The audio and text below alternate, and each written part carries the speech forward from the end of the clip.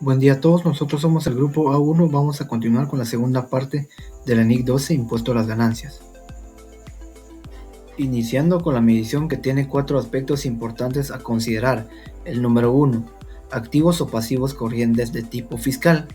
Sin importar el periodo del que provengan, estos se medirán por las cantidades que se espere recuperar o pagar respectivamente, aplicando la normativa y las tasas impositivas aprobadas al final del periodo sobre el que se informa. Número 2. Activos y pasivos por impuestos diferidos. Estos deben medirse utilizando las tasas impositivas que se espera estén aprobadas en el momento de realización del activo o cancelación del pasivo, tomando como bases las aprobadas o casi aprobadas al final del periodo sobre el que se informa. Número 3. Tasas o leyes anunciadas. En algunas jurisdicciones, los anuncios de nuevas tasas o leyes fiscales tienen en esencia el mismo efecto que su aprobación, por lo cual en estas pueden usarse para medir los activos y pasivos. Y la número 4, diferenciación de tasas. Cuando se apliquen estas tasas diferentes de acuerdo con el nivel de ganancia fiscal, los activos y pasivos por impuestos diferidos se medirán utilizando las tasas promedio que se espere aplicar. Gracias. Continuando, encontramos el reconocimiento de impuestos corrientes y diferidos, el cual la contabilización de los efectos fiscales, tanto en el periodo corriente como en los diferidos para los periodos posteriores, de una determinada transacción o de una transacción o suceso económico que ha de ser coherente con el registro contable de la transacción o del suceso correspondiente, ¿verdad? Esto según es desarrollado al principio de la contabilización de los efectos fiscales. También encontramos que se reconocerán las consecuencias de dividendos del impuesto a las ganancias, que según como las define la NIF número 9, cuando se reconozca un pasivo por dividendos a pagar, las consecuencias de los dividendos en el impuesto a las ganancias están más directamente relacionadas con transacciones o sucesos de pasados que generan ganancias distribuibles que con las distribuciones pasadas que generaron ganancias distribuibles.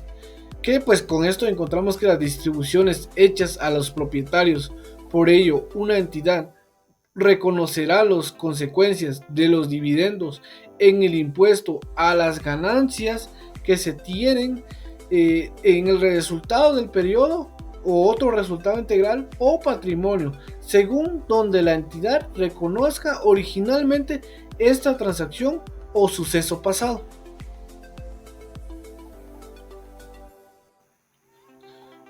También encontramos las partidas reconocidas en el resultado, que no es nada más que en el impuesto corriente y diferido se reconocerán como ingresos o gastos e incluirá en el resultado del periodo, excepto en la medida de que el impuesto surja de una transacción o suceso que se reconoce en el mismo periodo o en otro diferente, o una combinación de negocios distintos de la adquisición por una entidad de la inversión, tal como se define en la NIF número 10, estados financieros consolidados.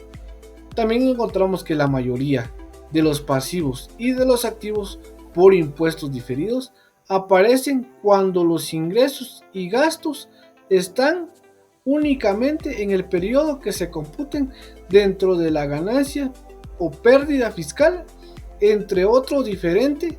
El correspondiente impuesto diferido se reconocerá en el resultado del periodo, como por ejemplo tenemos lo siguiente: que los ingresos de las actividades ordinarias por interés y las regalías o dividendos se reciban al final del periodo a los que correspondan y se computen en ganancias contables. Como consiguiente a lo anterior, tenemos el importe en libros de los activos y pasivos por impuestos diferidos que pueden cambiar. Inciso A, encontramos un cambio en la tasa o en las normativas fiscales. una reestimación de la recuperabilidad de los activos por impuestos diferidos, o el inciso C, que es un cambio en la forma esperada de recuperar el importe en libros de un activo.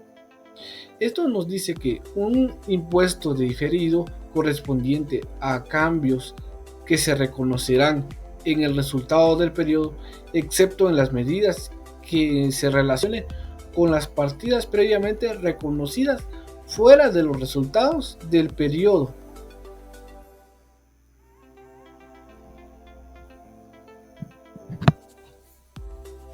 Partidas reconocidas fuera del resultado. Los impuestos corrientes y diferidos deben reconocerse fuera del resultado cuando están relacionados con partidas reconocidas fuera del resultado, ya sea en el otro resultado integral o directamente en el patrimonio. Las NIF especifican que ciertos elementos como la revaluación de activos y diferencias de cambio deben reflejarse en otros resultados integrales o en el patrimonio, dependiendo de la naturaleza de la partida. En situaciones complejas como los cambios en las tasas impositivas, se deben utilizar los métodos razonables para asignar correctamente a los impuestos. Además, las retenciones de los impuestos sobre dividendos pagados también se cargan al patrimonio. Un ejemplo de esto podemos tener cuando se revalúa activos como propiedad, planta y equipo. El aumento o disminución del valor se reconoce en el otro resultado integral, de acuerdo con la NIC 16. Impuestos diferidos que surgen de la combinación de negocios. En una combinación de negocios pueden surgir diferencias temporarias que resultan en activos o pasivos por impuestos diferidos. Según la NIF 13, estos se reconocen en la fecha de adquisición y afectan al importe de la plusvalía o la ganancia por una compra ventajosa. Sin embargo, los pasivos por impuestos diferidos derivados del reconocimiento inicial de la plusvalía no se reconocen. La combinación de negocios puede cambiar la probabilidad de realizar activos por impuestos diferidos previos de la que adquiere, afectando así a la recuperación de pérdidas fiscales no utilizadas. Los beneficios por impuestos diferidos adquiridos se reconocen dentro del periodo de medición. Reduce la plusvalía. Si estos beneficios se reconocen posteriormente, se incluye en los resultados. Impuestos corrientes y diferidos surgidos de pagos basados en acciones. La norma indica que en aquellas ocasiones donde una entidad, como pago a la prestación de un servicio de uno de los colaboradores o bien como incentivo, le otorga ese derecho o esa opción sobre acciones, que van a surgir algunas diferencias temporarias. Esto derivado a que el tratamiento que se le está dando fiscalmente va a diferir del tratamiento que se le da financieramente. Y es en esta etapa donde deben de registrarse ya sea un activo o un pasivo, que sería en este caso el ISR activo o el ISR diferido pasivo, derivado de la diferencia temporaria que está surgiendo por la forma en que se está realizando la transacción o el tratamiento que se le está dando financieramente. Activos y pasivos por impuestos. Cuando hablamos de la compensación, la norma indica que una entidad puede compensar los activos por impuestos corrientes y los pasivos por impuestos corrientes si dicha entidad tiene el derecho legalmente de compensar los importes que se han reconocido, y debe tener también la intención de liquidar en forma simultánea tanto el importe del activo como el del pasivo. Y también indica que cuando va a compensar los activos por impuestos diferidos con pasivos por impuestos diferidos, debe tener siempre el derecho para compensar tanto activos como pasivos corrientes por impuestos, y que los activos o los pasivos por impuestos diferidos se deriven del impuesto a las ganancias.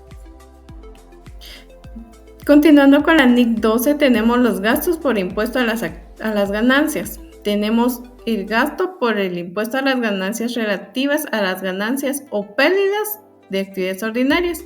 La norma establece que el gasto del impuesto procedente de actividades ordinarias la vamos a presentar en el estado de resultado y otro resultado integral. También tenemos las diferencias de cambio en los activos o pasivos por impuestos diferidos en moneda extranjera. La NIC 21 exige el reconocimiento del ingreso o gasto de las diferencias cambiarias, pero no nos establece los parámetros para presentarlo en el estado de resultados. Pero cuando la diferencia se registra como un gasto en el resultado integral, esa información puede ser más útil para el usuario, que nos va a generar una información más clara. Continuando con la NIC 12, tenemos la información a revelar. La norma establece: los componentes principales del gasto por impuestos a las ganancias se revelarán por separados en los estados financieros. Algunos componentes tenemos el gasto por impuestos corrientes. También otra información que se presentará por separado es el importe agregado de los impuestos corrientes y diferidos relacionados con las partidas cargadas o acreditadas.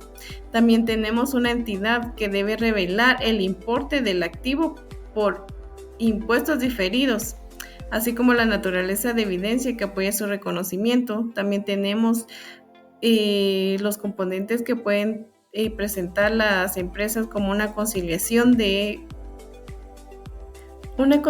numérica entre la tasa promedio efectiva y la tasa impositiva aplicable.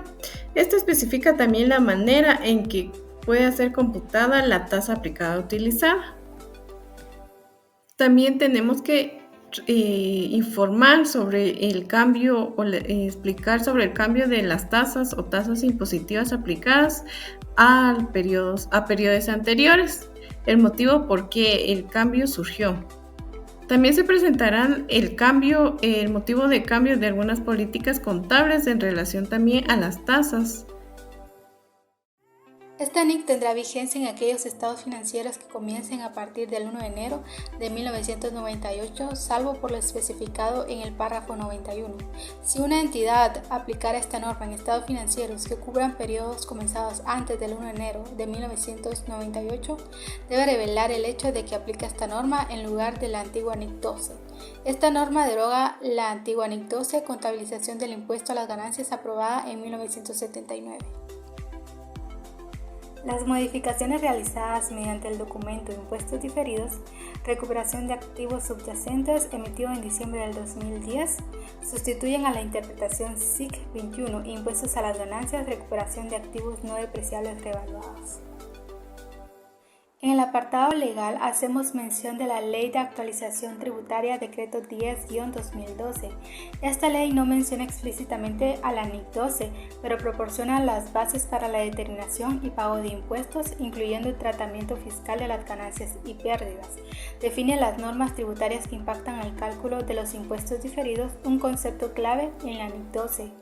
Este decreto ha sido complementado y modificado por otros decretos y reformas que han ajustado aspectos específicos del régimen tributario. Algunas de estas reformas incluyen el decreto 4-2019, que realizó ajustes al régimen del ISR y otras disposiciones tributarias.